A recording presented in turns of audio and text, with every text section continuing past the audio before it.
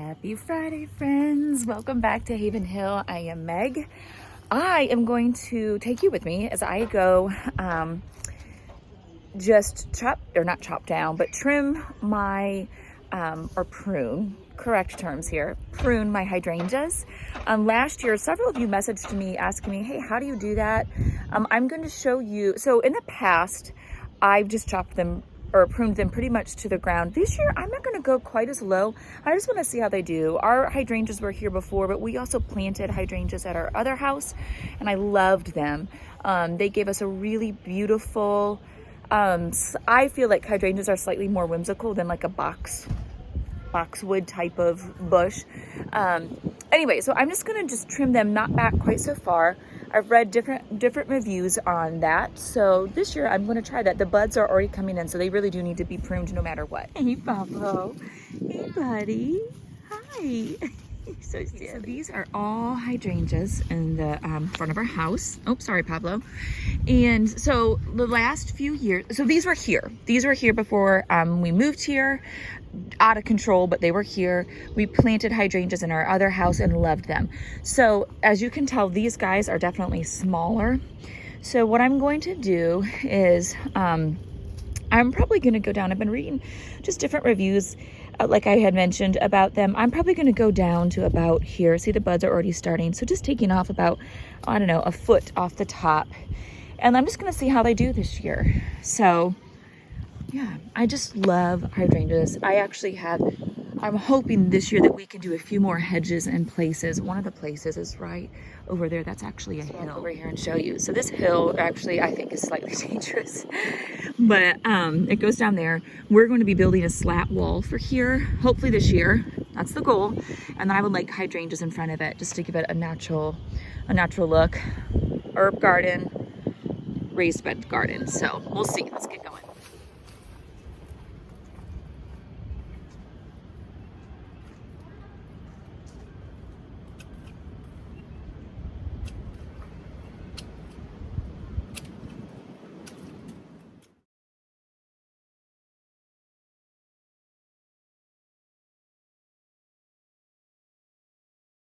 Okay, so you can tell I went down. I have to clean it all up now, but about a foot. Some of them a bit more, some a bit less, and we'll just see. So here's the thing with hydrangeas, if you're planting them, they have somewhat of a hollow, what's considered to be more of a hollow stem or branch. So when you first plant them, they need lots of water, but then once they're established, they are just fantastic. You can see here, it's not hollow, but it's definitely softer in the center. So anyway, I will try to remind, if I forget, ask me, but I will try to show you how they progress throughout the year. Cut down some of my Chinese grasses. I forget the name of them. Love these. They have a couple spots where they are. This one was not doing well at all when we first moved in here. Last year I cut it to the ground and it came back much fuller, and I can already tell this year, hopefully it'll even be a bit more fuller. So letting my girls free graze again today. You guys remember seeing the video where my dad helped me plant tulips? Here we go. They're all coming up, looking good. Another line that I did, I don't know, a month earlier than that. Each year I'm trying to add tulips.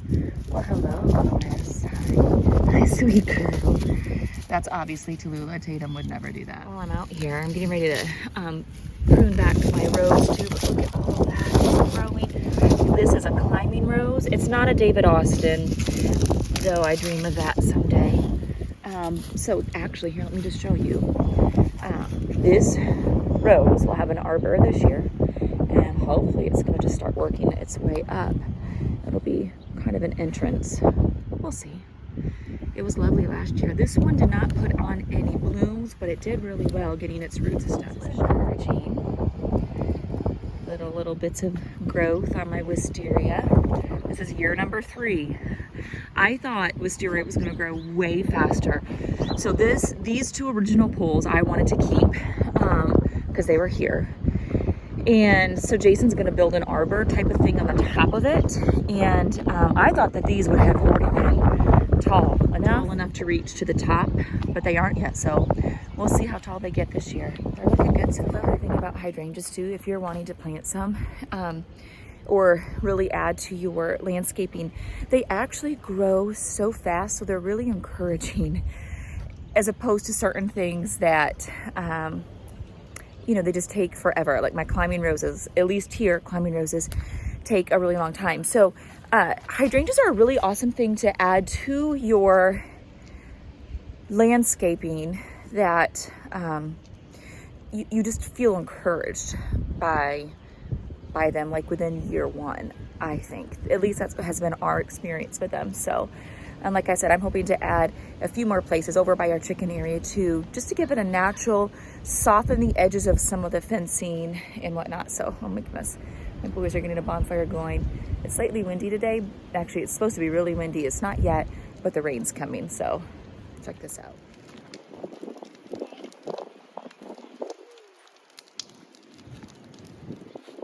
What is it about a fire? They're so mesmerizing.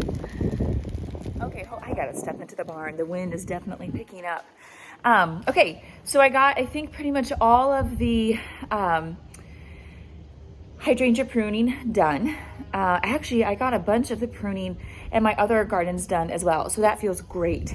Now we can continue to move forward with cleaning this weekend. But now we're off. We are off to go pick up a friend and some maple syrup, and it will be a lovely day, hopefully, if the rain holds off. So anyway, thanks for joining me. Feel free to drop any questions or comments that you have about how you have successfully pruned your hydrangeas, and stay tuned for how these are going to continue to grow throughout the year. So, all right, have a great day. I'll see you next time. One more thing I was going to tell you. How did I fertilize our hydrangeas this year? I fertilized them with, or actually really was last year, with bunny poop. That's what we have done pretty much everywhere. I'll talk about this in another video, but my herb garden, particularly my medicinal herb garden, is like, okay, so tomorrow is April 1st. The things that have already started growing have at least quadrupled in size, which is exactly what I was hoping and wanting. So this fall, all I did is I just threw bunny poop everywhere and just let it soak in all winter long. So another, you know, lovely thing about bunnies and their poop, it's like this miracle worker. I just absolutely love it. So